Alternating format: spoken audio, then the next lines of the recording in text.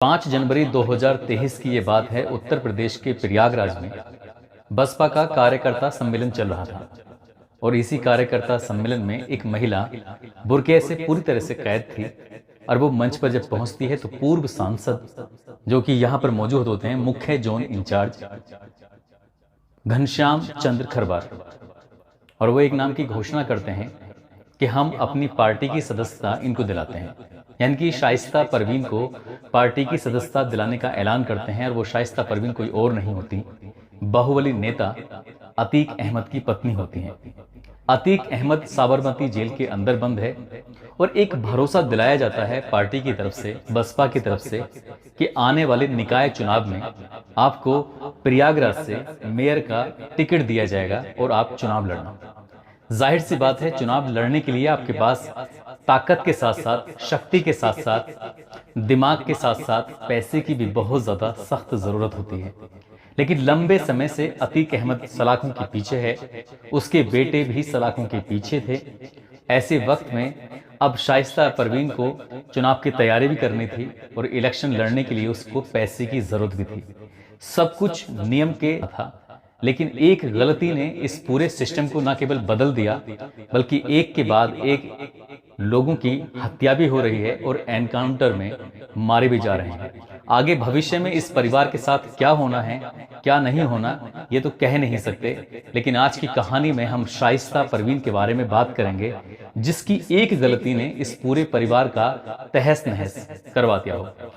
आदाब मध्य प्रदेश के प्रयागराज की। इससे पहले कि मैं शाइस्ता परवीन पे आऊं, उससे पहले मैं आपको एक घटना के बारे में, एक बात के बारे में आपको बताता चलूं। दरअसल बात है 17 जनवरी 2007 की। रात का समय था और ये इलाहाबाद के एक करेली महमूदाबाद एक जगह लगती है, वहां पर गर्ल्स हॉस्टल होता है, मदरसा भी होता है। खटखटा रहे थे, आवाज लगा रहे थे और दरवाजा खोलने की अपील कर रहे थे। जैसे अंदर से आवाज आती है कि कौन है, क्या बात है, क्यों दरवाजा खुलवाना चाहते हो, तभी बाहर से आवाज लगाई जाती है कि हम फला लोग हैं। और जैसे ही वो नाम अपने आका का बोलते हैं, आका के नाम बोलते ही दरवाजा खुल जाता है। और जैसे ही दरवाजा खुलता है तो अंदर लड़कियां हॉस्टल में सोई हुई थीं। देर रात का वक्त था। कुछ लड़कियां दिन में देखी हुई थीं। उन्हीं लड़कियों को तलाश कर कर 2 लड़कियां यहां से लेके जाई जाती हैं और ले जाने के बाद सीधा एक नदी के किनारे लेके जाने के बाद उनके साथ 5 लोग जो अंदर हॉस्टल में गए थे, जो मदरसे के अंदर घुसे थे, सबके हाथ में हथियार होते हैं, बंदूकें होती हैं। उन बंदूकों को देखकर ना मदरसे के संचालक कुछ कह पाए और ना ही वो लड़कियां कुछ कह पाई। नाबालिग लड़कियां होती हैं।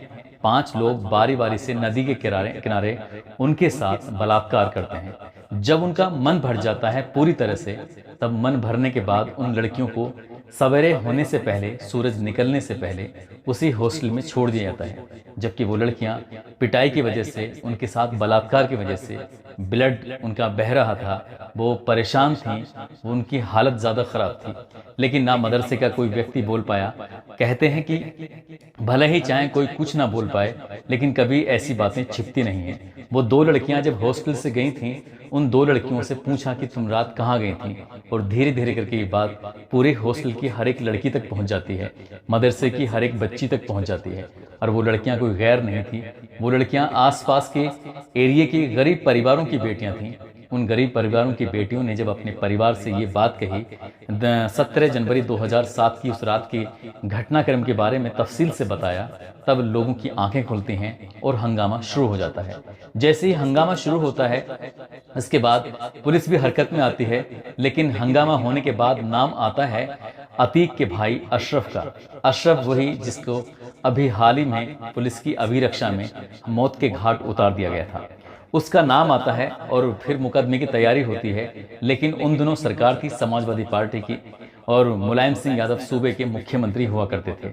जो कार्रवाई होनी चाहिए थी असल में, वो कार्रवाई होती नहीं है। कहते हैं कि छेड़छाड़ का मुकदमा दर्ज हुआ था, लेकिन जब कुछ साल बीत जाते हैं, दूसरी सरकारें आती हैं, सरकारें आने के बाद फिर इस मामले का फिर से पूरी तरह से इन्वेस्टिगेशन होता है, जांच होती है, पड़ताल होती है, तो उसमें कुछ लोगों को सामने कर दिया जाता है और जो असली मुलजिम होते हैं, असली आरोपी होते हैं, वो फिर भी सलाखों तक पहुंच नहीं पाते और इस कांड को लोग मदरसे कांड के नाम से जानते हैं, जिसके होने से अतीक अहमद और उसके भाई अशरफ अहमद की जिंदगी हमेशा हमेशा के लिए अंधकार की ओर चलने लगती है।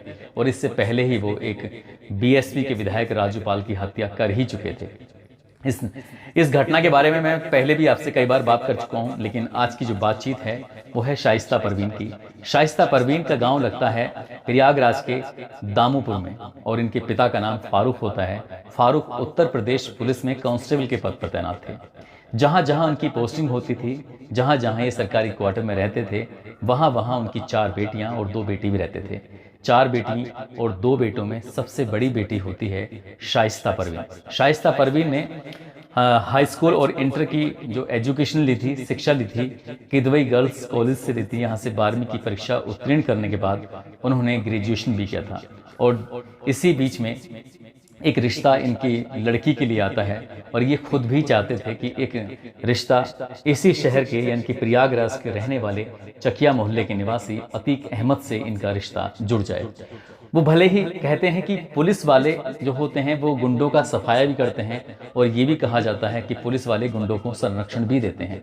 इसका अंदाजा इसी बात से लगाया जा सकता है, ये जानते हुए भी कि जिस व्यक्ति पर कई सारे मुकदमे हैं, हत्या का मुकदमा है, और भले ही चाहे वो हत्या का मुकदमा है लेकिन वो राजनीति में था और उस वक्त विधायक भी था।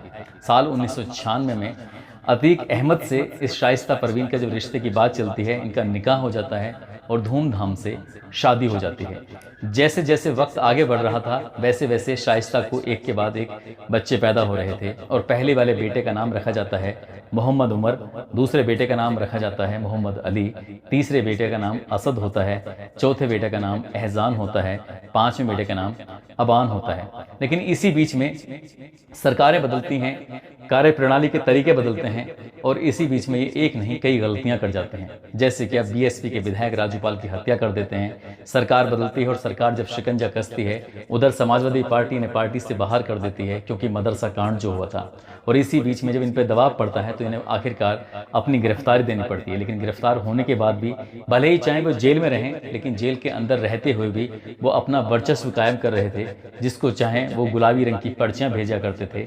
बताया जाता है कि गुलाबी रंग की पर्ची में खास बात होती थी, जो बड़े व्यापारी होते थे वो 5 लाख रुपए की रंगदारी दिया करते थे और जो छोटे व्यापारी हुआ करते थे वो 3 लाख रुपए की रंगदारी दे दिया करते थे, चुपचाप इनके घर पर पहुंचा दिया करते थे। भले ही चाहे जेल में रहते हुए वो एक मोहित जायसवाल नाम के एक व्यापारी का अपहरण कर लेता है, उसका वीडियो वायरल हो जाता है और जब ये बात उत्तर प्रदेश की सरकार को पता चलती है, साल 2018 की बात है, तब यहाँ से इनका ट्रांसफ़र यानी कि ये जेल देवरिया से निकाल के इनको साबरमती गुजरात की जेल में शिफ्ट कर दिया जाता है। लेकिन शिफ्ट तो ये हो जाते हैं लगातार अतीक अहमद के लंबे समय तक जेल में रहने के कारण घर परिवार के जो बच्चे थे उन पर भी आरोप लगते हैं। जैसे क्या मोहम्मद अली की अगर हम बात करें तो उन पर मोहित जायसवाल के ही अपहरण का आरोप लगा था और इसलिए उनको लखनऊ की जेल में रखना पड़ा, शिफ्ट करना पड़ा। अगस्त 2022 को उन्हें आखिरकार सरेंडर करना पड़ा था क्योंकि सरकार ने उनके पुलिस ने उन पर 2 लाख रुपए का इनाम जो घोषित कर दिया था। मोहम्मद अली पर 6 आपराधिक मुकदमे दर्ज होते हैं और एक रिश्तेदार से उन्होंने लगभग 5 करोड़ रुपए की रंगदारी मांगी थी। रंगदारी की ना देने पर उसके साथ मारपीट भी की थी। ये वीडियो भी काफ़ी वायरल होता है। बात जब पुलिस तक पहुंचती है तो पुलिस इन पर मुकदमा भी दर्ज करती है और मुकदमा दर्ज करने के बाद इनको नैनी की जेल में रखा जाता है। नैनी की जेल में रख दिया जाता है। सिर्फ घर पे रहता है छोटा बेटा असद, लेकिन असद भी यहाँ से बाहर निकलना चाहता था, दूर जाकर अपनी पढ़ाई जारी रखना चाहता था, लेकिन परिवार का आपराधिक रिकॉर्ड होने के कारण उनका पासपोर्ट नहीं बन पाता और पासपोर्ट ना बनने की वजह से ही वो घर पे रहता है। अब घर पे जो समझदार या जिम्मेदार थे वो 2 ही लोग होते हैं, असद और उसकी माँ शाइस्ता परवीन, क्योंकि चाचा पर भी राजूपाल की हत्या का आरोप था और भी कई मामलों थे जिसकी वजह से उनको उत्तर प्रदेश की बरेली जेल में शिफ्ट कर दिया गया था। अब शाइस्ता परवीन और असद ने मिलकर एक प्लानिंग की, क्यों ना किसी पार्टी को ज्वाइन किया जाए। हालांकि वो असदुद्दीन ओवैसी की AIMIM पार्टी से जुड़े हुए थे और इसी बीच में उन्होंने फैसला किया कि आने वाला जो वक्त है वो नगर निकाय का चुनाव होंगे। यदि नगर निकाय के चुनाव में शाइस्ता परवीन को खड़ा कर दिया जाए तो बहुत सारी दिक्कतों का जो परेशानियां होती हैं, जो पुलिस वाले आजकल सिपाही भी उनको परेशान करने लगे थे, क्योंकि अतीक अहमद का धीरे धीरे रुतबा कम होता चला जा रहा था। वजह थी क्योंकि उत्तर प्रदेश में बीजेपी की सरकार थी और बीजेपी की सरकार में योगी आदित्यनाथ मुख्यमंत्री बनते हैं और मुख्यमंत्री उनके बनने के बाद उन्होंने माफियाओं की कमर तोड़नी शुरू कर दी थी। इसीलिए इनका वर्चस्व कम होने लगता है और जब वर्चस्व कम होने लगता है तभी ये मेयर की चुनाव के बारे में सोचते हैं। और एक दिन ऐसा आता है 5 जनवरी 2023 को BSP की एक कार्यकर्ता सम्मेलन में पूर्व सांसद घनश्याम चंद्र खरबार उनको अपनी पार्टी की सदस्यता दिलवाते हैं और यहीं से वो सपना देखना शुरू कर देती हैं। लेकिन लंबे समय तक अतीक अहमद के जेल में रहने के बाद कहते हैं, सूत्र बताते हैं कि इनके पास पैसे की अब कमी होने लगी थी, टूट पड़ने लगी थी। यही कारण था कि 9 जनवरी 2023 को असद एक बिल्डर को फोन मिलाता है जिसका नाम होता है मोहम्मद मुस्लिम।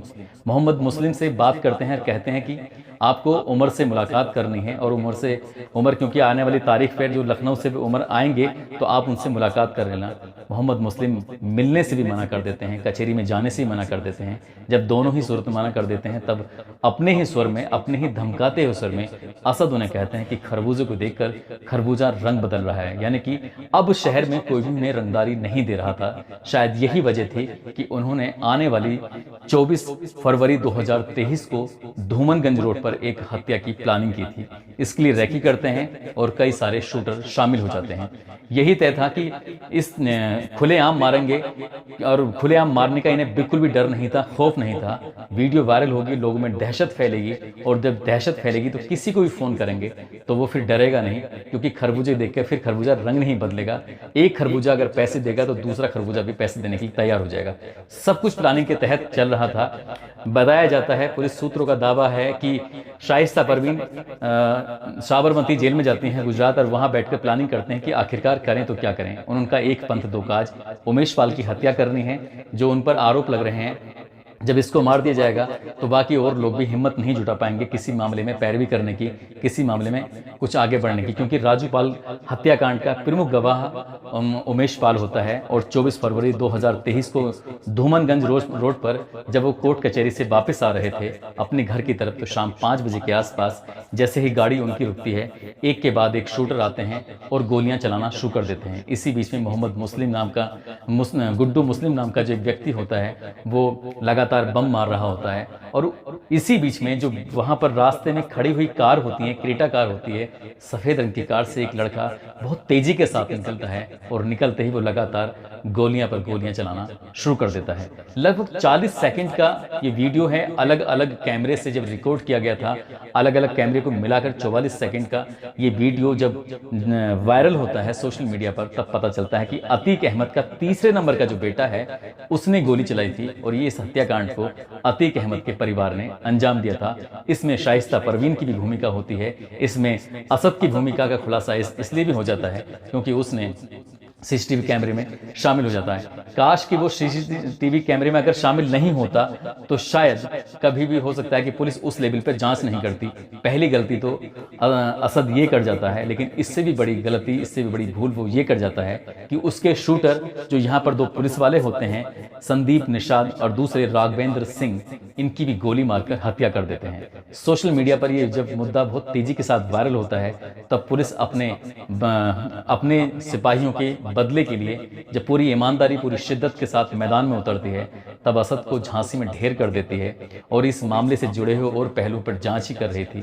इसी बीच में अतीक अहमद और उसका भाई अशरफ अली प्रयागराज के एक हॉस्पिटल में जब मेडिकल परीक्षण के लिए जा रहे हैं तब वो मौत के घाट उतार दी जाते हैं उन सिर्फरों की वजह से जो सिर्फ इस दुनिया में रहकर नाम करवाने की कोशिश में लगे हुए थे। लेकिन जब पुलिस इस मामले की जांच पड़ताल करती है तो पता चलता है कि मेयर बनने के लिए ये कहीं ना कहीं पूरा का पूरा षड्यंत्र इसमें पूरी की पूरी भूमिका शाइस्ता परवीन की रही थी और शाइस्ता परवीन को ढूंढने के लिए एसटीएफ, उत्तर प्रदेश की पुलिस, क्राइम ब्रांच, तमाम तरह की जो संस्थाएं हैं उत्तर प्रदेश की पुलिस की वो लगी हुई हैं, लेकिन शाइस्ता परवीन अभी भी बुरके में छिपी हुई हैं। वो निकल कर बाहर आना नहीं चाहती हैं।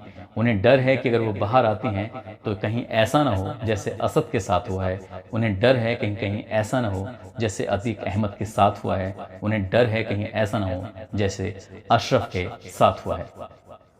उनका सपना अब सपना ही रह गया है। वो अगर इस वीडियो को देख रही होंगी या उनके देखने वाले देख रहे होंगे तो इस बात पर ज़रूर गौर कर रहे होंगे, क्योंकि इसमें जो दो बहुत बड़ी जो उन्होंने गलती की हैं, असद ने क्रेटा गाड़ी से निकलकर और उनके शूटरों ने संदीप निषाद कांस्टेबल और राघवेंद्र सिंह कांस्टेबल को मारकर पुलिस से दुश्मनी लेकर, बदमाशों से दुश्मनी लेकर तो वो हमेशा जीतते रहे, किसी भी नेताओं से दुश्मनी लेकर तो वो जीतते रहे, लेकिन पुलिस से दुश्मनी लेकर वो ज़्यादा दिन उनका चैप्टर चल नहीं पाया और ये चैप्टर हमेशा हमेशा के लिए बंद होने की ओर है। अभी कितने लोग सलाखों के पीछे जाएंगे, अभी कितने लोगों के एनकाउंटर होंगे, ये तो खैर भविष्य के घर में छिपा है। दोस्तों, इस पूरे घटनाक्रम को सुनाने का उद्देश्य किसी को परेशान करना नहीं है, किसी का दिल दुखाना नहीं है, बल्कि आपको जागरूक करना है, आपको सचेत करना है कि आप जहां भी रहें अपना ख्याल रखें, सुरक्षित रहें। जय हिंद, जय भारत।